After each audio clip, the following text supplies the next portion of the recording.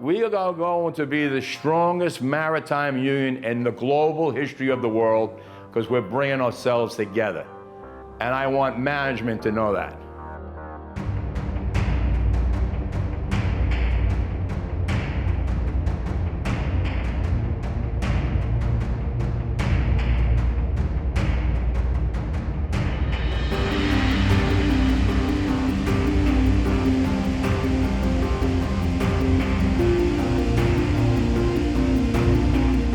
We felt that our fallen brothers and sisters who were unfortunately killed on the job, that they deserved at least 1 hour of observance coastwide and also throughout the world.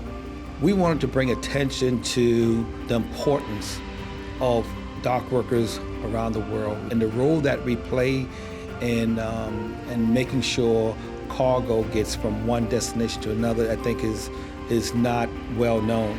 They don't know the dangers we face, the hazardous condition in which we work, how hard it is to organ a collective agreement that represents the workers and also make sure that our employers remain competitive. We showed that we wanted safety more than ever. We showed unity to employers that we need to be unified in our struggle just to survive. One of the slogans we use is be careful out there, because our industry is so dangerous. The ships are getting larger. You have to move more of the cargo through the port system faster than before. That's the pressure on the industry.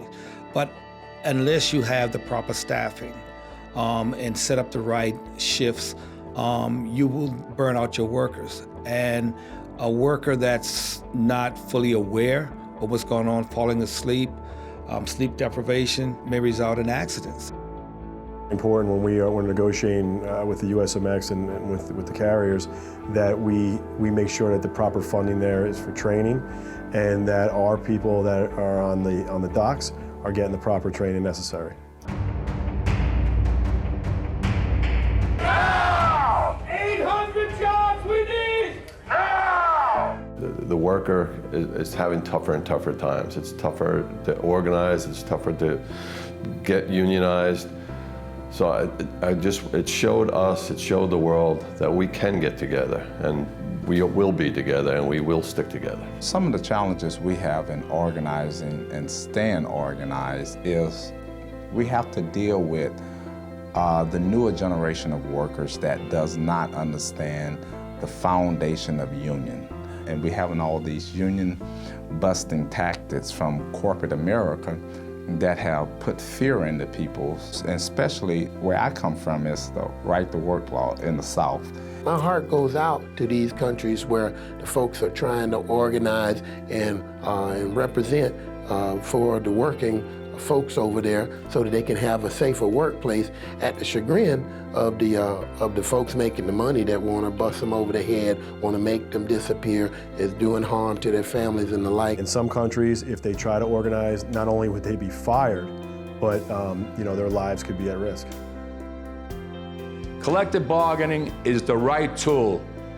It's for me to sit down and collectively go back and forth with management and try to get the best I can from my membership and their family, and in return, to make them live and make a living. So we work together. It's a give and take. And without it, it would never work. I hope it opens up the eyes to a lot of people, especially at contract talks. Or if you're thinking on picking on a small country, think about what we did with the global action. There's technology and there's automation.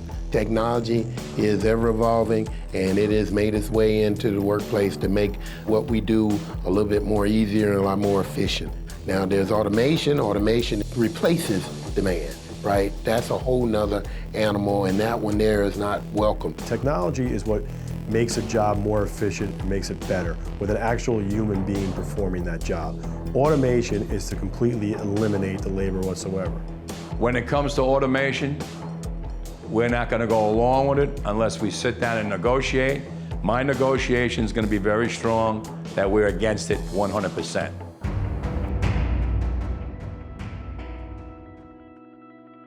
So being part of the ILA, being part of 40,000 members, being part of a union that's from Maine to Texas, the Great Lakes, Puerto Rico, and Canada, to me is awesome. But then to realize that it's bigger than that, and you can see dock workers across the world making a movement, making a stand for something, saying, this is our union and we want our union to be powerful, and just respect that, I think that's a huge statement. What I would like folks to know about the Global Day of Action is that there are power in numbers. And we can't just worry about what affects us here on the East Coast.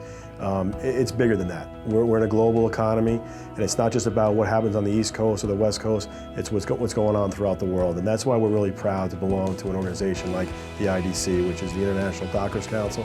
All my brothers in the ILA, especially all our vice presidents, all our working guys from top to bottom, working gals. It was a great day. We all got together. I never felt prouder to be an ILA member, and I've never been prouder than my members. On the Global Day of Action, I am so proud. I am so proud of all the membership throughout the whole world, what they did.